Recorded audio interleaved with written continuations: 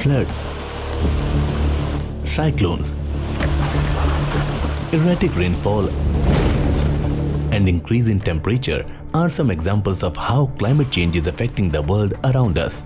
Over time, the incidence of extreme weather events and their rising numbers and severity are a cause for concern.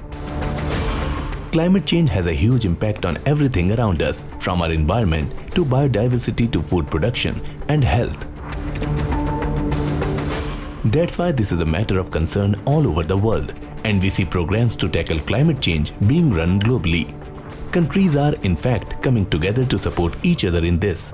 But the situation is not the same in every country, and even at different levels within a country.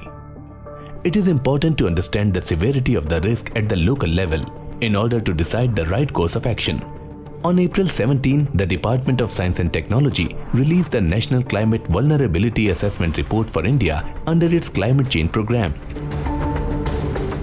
The report, titled Climate Vulnerability Assessment for Adaptation Planning in India Using a Common Framework, identifies India's most vulnerable states and districts according to current climate risks and vulnerabilities. This project was extended to all the 28 states and 7 union territories. Now the work has been completed, and we hope that the results that have come out from these assessments will go a long way to help the state government initiating climate action at the local level. This framework has been prepared by the Indian Institute of Technology, Guwahati, the Indian Institute of Technology, Mandi, and the Indian Institute of Science, Bangalore. It is jointly supported by the Department of Science and Technology and the Swiss Agency for Development and Cooperation, SDC. The report identifies Jharkhand, Mizoram, Orissa, Chhattisgarh, Assam, Bihar, Arunachal Pradesh and West Bengal as highly sensitive states in terms of climate change, where adaptation measures need to be prioritized. Of these states, more than 60% of the districts of Assam, Bihar and Jharkhand are in the highly sensitive category.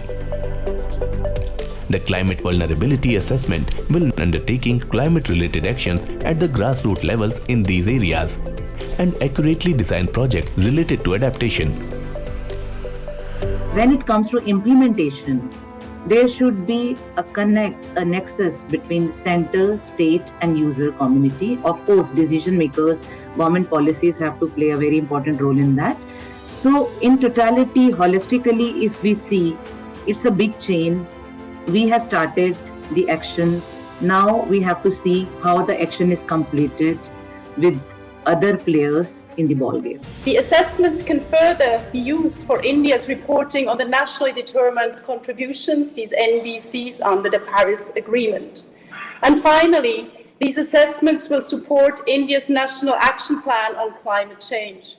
This is because they provide an evaluation framework and a basis for the formulation of policies, of plans and programs for socioeconomic systems and ecological regions at risk.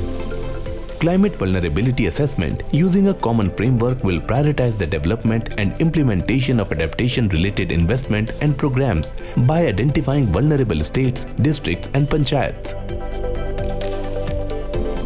These initiatives will work for climate protection across India, as well as using these assessments to report on India's nationally determined contributions under the Paris Agreement. This assessment will help policymakers to initiate appropriate actions related to climate change.